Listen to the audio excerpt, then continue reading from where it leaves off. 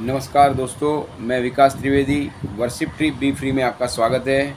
आज हम पूर्व फाल्गुनी नक्षत्र पे प्रकाश डालने जा रहे हैं।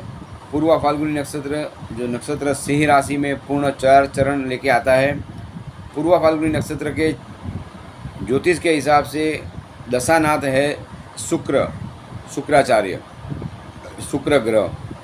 पूर्व फाल्गुनी नक्षत्र जिसकी आकाश में आकृति अपनी चारपाई जैसी लगती है। पूर्व फाल्गुनी नक्षत्र जिसको क्या बोला गया है, डेल्टा लियोनिस। पूर्व फाल्गुनी नक्षत्र का नाम है डेल्टा लियोनिस करके है।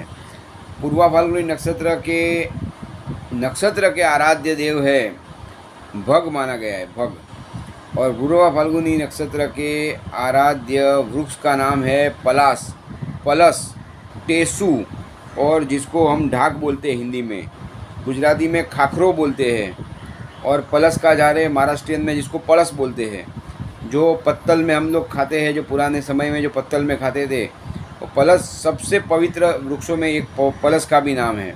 पलस के वृक्ष में ही देवताओं को पवित्र अपना जो भोजन है वो भोजन अर्पण किया जाता है।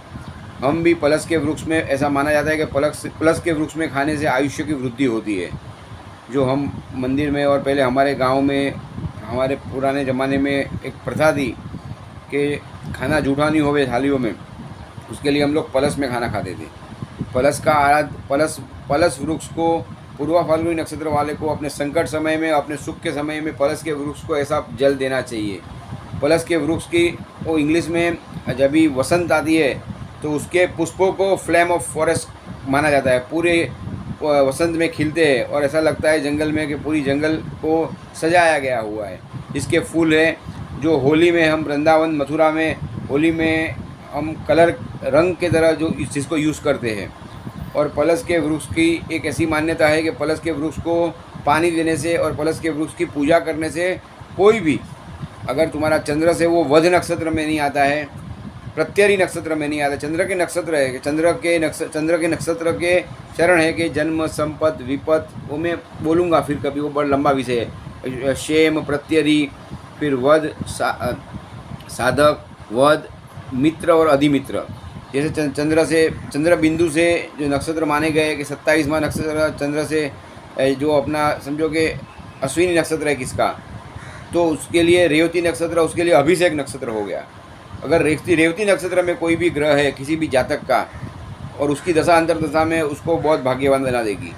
ऐसे चंद्र बिंदु है, चंद्र बिंदु के नक्षत्र से अच्छा हो तो आप पलस के वृक्ष को कोई भी पूजन कर सकते हो, इसकी बहुत अच्छी रिजल्ट्स आपको मिलेगी।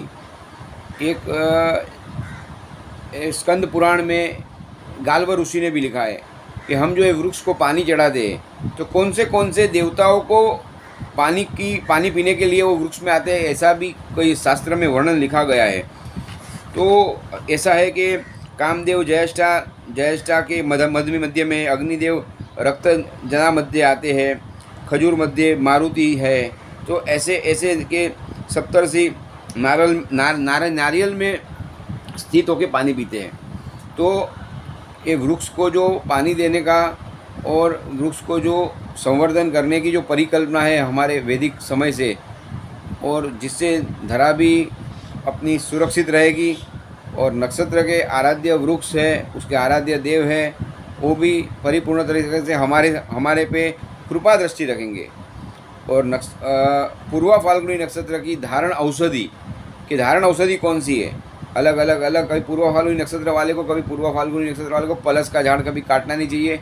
उसके पूर्व फाल्गुनी वालों को पलस के पत्ते में खाना भी नहीं खाना चाहिए, क्योंकि उनका आराध्य देव है। उनकी पूजा करो, धूप दीप अगरबत्ती करो, दिन शुद्धि देख के रवि पुष्य है, गुरु पुष्य है, मंगल अश्विनी है, शनि रोहिणी है, राहु काल को वर्जित करके आप कभी भी पलस के वृक्ष को ला के पूजन कर सकते हैं। और धारण औषधि उसकी है भोई रिंगणी बोलते हैं, जिसको कंटकी बोलते हैं। उसकी जड़ अच्छे दिन में, अच्छे समय में, दिन के समय में लाके आपको धारण करनी है पूर्व फाल्गुनी नक्षत्र वालों को। वो लेफ्ट हैंड, राइट हैंड या गले में पहन सकते हैं, या गले में अपने घर में पूजा में रख सकते हैं। पूर्व फाल्गुनी नक्षत्र के चारों चार चरण अच्छे हैं, मगर 2 चरण बहुत अच्छे हैं। और पूर्व फाल्गुनी नक्षत्र वालों को अगर कोई नक्षत्र कोई बात हो, संतान पीड़ा, हेल्थ के इश्यू हो, शारीरिक तकलीफ होवे, तो उनको गायत्री के 1 लाख जाप मिनिमम करवाने चाहिए दशांश होम के साथ। पूर्व फाल्गुनी नक्षत्र की आकाश में आकृति मैंने बोला कि एक चारपाई जैसी दिखती है, तो उनको एक चारपाई या बेड की आकृति घर में लगानी चाहिए, या कोई पलंग की या पुराने टाइप के जो एंटिक जो चित्र आते हैं पलंग के चारपाई के, वो घर में लगाने चाहिए, क्योंकि उनकी आकाश में आकृति ऐसी दिखती है। साधारण औषधि है, मैंने बताया भोई रिंगणी कंटकी जिसको बोला जाता है, पलस का वृक्ष फ्लेम ऑफ फॉरेस्ट जो आपको बताया गया है, पलस के वृक्ष लाने चाहिए। पूर्व फाल्गुनी नक्षत्र वालों को पलस के वृक्ष वसंत में हिंदुस्तान में, अपने भारत देश में तो बहुत जगह होते हैं, अगर वो ला के अपने घर में अपनी पूजा में रखे तो उनसे उनकी धन की, आयुष्य की, सुख शांति समृद्धि होगी, वृद्धि होगी, दुख के समय में आपको बहुत राहत होगा। पूर्व फाल्गुनी नक्षत्र के चारों 4 चरण जो शुक्र के आधिपत्य में है, उसके अलग अलग नाम है। अभी सर्वतोभद्र चक्र भी एक विषय है, और विषय पे भी मैं एक पूरा सीरीज़ बनाऊंगा, तभी आपको हर एक नक्षत्र के एक चरण है।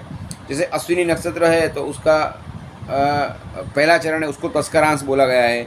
पुष्य नक्षत्र के पहले चरण को भूपांश कहा गया है। उसमें चंद्र होता है तो वो राजा जैसा है। कोई नक्षत्र में चंद्र होता है तो उसका तस्करांश है, उसको चोर जैसा है। कोई नक्षत्र में सप्ततारा नक्षत्र है जिसमें बुध रहेगा तीसरे चरण में, तो वो भयान से, वो भयभीत होता है। धनिष्ठा नक्षत्र में अगर सूर्य ऐसे अलग अलग है कि सूर्य 3 अंश 20 डिग्री कला तक होवे प्रथम चरण में, तो वो अभयान से, वो अभय रहता है। उसका सूर्य बहुत पावरफुल रहेगा, वो आदमी इंसान में वो क्वालिटीज़ रहेगी निर्भयता की। अगर वो मंगल उसमें है तो वो अभय जैसा लगेगा, भले मंगल उच्च का नहीं है मगर सूर्य उस जगह पे बैठा हुआ है तीसरे स्थान में। तो ऐसा ज्योतिष एक बहुत गहन विषय है जिसके ऊपर मैं सर्वतोभद्र चक्र के ऊपर आप जाऊंगा। नक्षत्र के जो बिंदु है उसके ऊपर जाऊंगा कि कौन सा नक्षत्र है। पूर्व फाल्गुनी वाले से चौथा नक्षत्र है पूर्व फाल्गुनी, उत्तरा फाल्गुनी, हस्त और चित्रा। तो पूर्व फाल्गुनी वाले को बेलव वृक्ष रखना चाहिए, तो उसमें उनकी और रक्षा होगी और फायदा होगा। पूर्व फाल्गुनी नक्षत्र वाले को बिल्व वृक्ष की भी पूजा करनी चाहिए, वो उसका सेम चंद्र का सेम बिंदु है। तो ऐसी बहुत जानकारी माहिती है। आप मेरी चैनल लाइक कीजिए, सब्सक्राइब कीजिए, शेयर कीजिए, और ज्योतिष और अपने वैदिक जो ज्योतिष और जो दिव्य जो ज्योतिष बोले तो ईश्वर की ज्योत, ईश्वर के चक्षु, ऐसा माना, ऐसे वेदों में बोला गया है। तो आपके पास अगर ईश्वर के चक्षु है, अगर आप उसके करीब हो, तो आपको आने वाली विपत्तियों में बहुत सहाय मिलेगी। और आपके सदगुरु, आपके माता पिता, पितृ, इनके आशीर्वाद लेके कभी भी ये सब प्रयोग है वो चालू कीजिए आप। और आपके गुरुदेव है, अपने भारत के जो महान संत हैं जैसे कि साईं बाबा है, बड़े बड़े सिद्धों है, उनको याद करके उनके चरण के स्मरण रख के, नीम करोली बाबा को स्मरण रख के, बजरंगदास बाबा को स्मरण रख के आप काम कोई भी करेंगे तो आपको उसमें निश्चित ही सफलता मिलेगी, अपने सदगुरु को याद रख के करेंगे तो। मेरी चैनल को लाइक कीजिए, सब्सक्राइब कीजिए, शेयर कीजिए, और ज़्यादा से ज़्यादा लोगों तक एक ज्ञान पहुँचाइए कि ज्योतिष एक डर का विषय नहीं है, एक प्रेम का विषय है। और जानकारी से, ज्ञान से आप किसी भी विपत्ति के ऊपर विजय पा सकते हो। मेरे को आपको कुछ पूछना है तो मुझे पूछ सकते हैं। मेरा नंबर है 9757111748। आप डिस्क्रिप्शन बॉक्स में देख लेना। अगर इसमें कुछ छूट जाता है तो डिस्क्रिप्शन बॉक्स में उनकी मैं पूरी माहिती भी दूंगा, और आप कभी भी मुझे व्हाट्सएप पे सलाह ले सकते हो। और आज बस इतना ही। जय श्री राम, जय सीताराम, जय नीम करोली बाबा, साईनाथाय नमः और नमस्कार।